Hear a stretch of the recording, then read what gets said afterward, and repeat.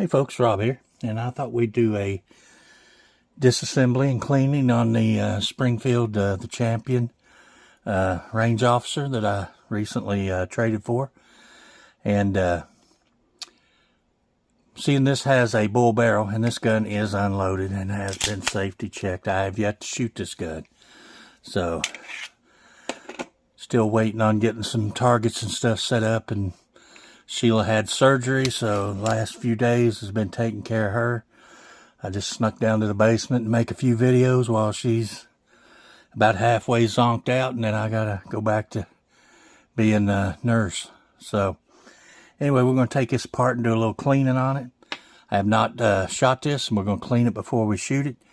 Now, this being a bull barrel, bushingless design, this actually comes apart quite a bit different than, say, a standard 1911. If you'll see down in there on the rod, if you can see that, there's a little hole. And it's supposed to come with a tool to do it, but it says you can cut a paper clip to fit 1/16 of an inch on either side. So what I've done is cut a little pin here, and I'm just going to drop that in and hope that that is enough to hold it. I can't really tell how much. I guess I can. And I left a little long piece on it so I could grab a hold of it. I hope it will come out like that. We'll see. So we're going to drop this in there, and I'm going to see about how much it extends out on the back side.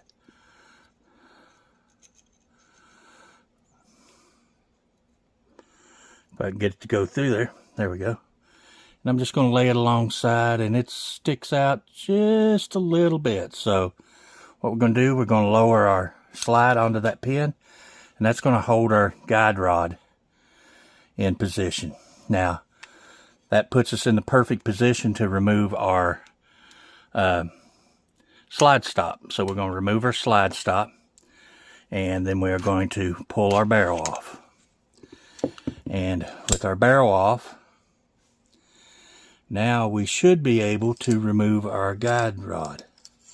And it comes right out. See, the little tool's got it captured there. So if you have one of these and you don't have the little tool come with it, you'll have to improvise and make you a tool. But you can see it's caught there and caught there. And I left the little tag end on it so that I could get a hold of it. And then, of course, you slide your barrel out the front of the gun. Now, this gun has been shot some. You can tell it's been shot some. The barrel's really clean. There's really no point in cleaning the barrel. I may run the bore mop through it one time. It's got a nice polished feed ramp. If you look inside the slide, I honestly, guys, don't think this gun has been shot but a few times. It is excellent condition. It's practically, in my opinion, as close to a new gun as you can get without it being new. So, and you can even see it on your rails. Look, there's no wear whatsoever on your rails. They're still as black, and there's no color gone. There's no wear on them. There's really not much wear on the hammer face. There's just no wear back here. This gun, in my opinion, has been shot next to none. Maybe a box. But anyway, we're gonna do a little cleaning on it. I got some hoppies out here somewhere. Oh, I left it over here. Apparently, that's what leaked out on me when we were moving, and so I had to fill up my little jar again. Luckily, Bill sent me a big enough container that it will last me probably a lifetime. So, first thing I'm going to do is I'm just going to take our slide assembly, clean a little bit of this carbon out here. Got my little toothbrush that I always use to clean with. We'll come through here and clean the front of this. Clean in our bushing area and our barrel area. This has a tapered barrel. We'll clean up here in our lockup recesses and clean the breech face.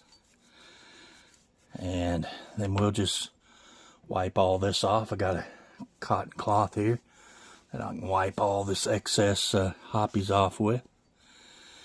And get this cleaned up. We'll set this aside.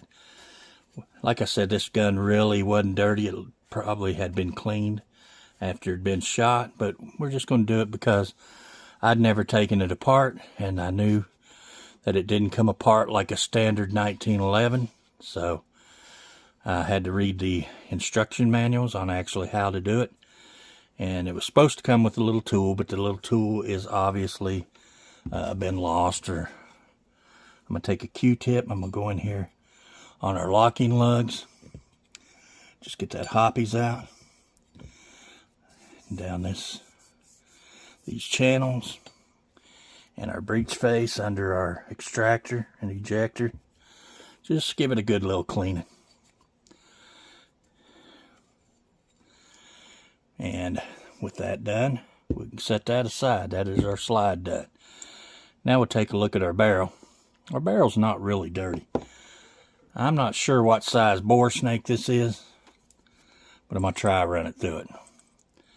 I have a feeling it is a 410 gauge, which would be okay. I don't know if it is or not. It's a little loose. Anyway, it's not really dirty, so there's no dirt or nothing in it. I'm going to have to get a 45 caliber bore snake. I don't have anything really. I left some of the other cleaning kits, the old wooden box cleaning kits, the old cheap rods, and I'll get me a dedicated cleaning kit for 45 or a bore mop.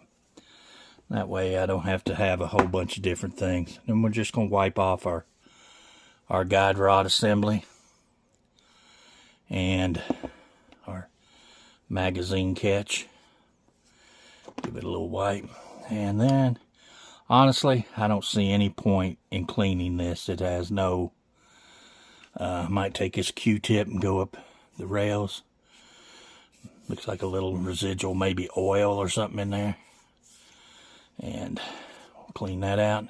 Then I'm going to take some good old 3-in-1 oil. I used all my other stuff. The oh fuck, what? Sorry, excuse my language. The other stuff I used, I used all that just before I left the other place. So I picked up a thing of this 3-in-1 oil. I used it for years. Never had any problems. Put a little drop of oil there, a little drop of oil here on the hammer. And that's about it. So there's our frame. We got it oiled up. And let's put a little bit right here inside our, I like to put a drop inside the rails. And a little drop on that. I like to drop a drop in the locking hood. We got that oiled. And I'll put a little here. I mean, I'm being very sparing with this. Don't take a lot of oil. Just enough to give it a little bit of protection and lubrication. I just rub that in with my fingers. And then we'll start reassembly. So from the front of our barrel, we will slide our barrel assembly back in. And make sure that your connecting link there, your barrel link, is in the upward position. And then we can reinstall our guide rod. And it drops in right like that. And that's going to make this real easy to put back together. So what we're going to do is basically hold our guide up in there, making sure our barrel's back and locked. And it is. Excuse me. And then I'm going to slide our frame on from the top up.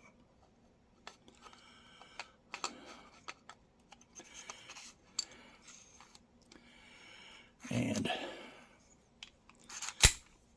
now we're going to get our connecting rod to where It drops down on our barrel where we can see it through our gun. And there it is. So now you can see straight through the gun there. We have our connecting rod in, or our barrel connector. And that goes through. Pull your half moon back there. Sorry, I was getting ahead of my horses there. And push it up and in. And then pull it back. Lock your slide back. Take your little disassembly tool out.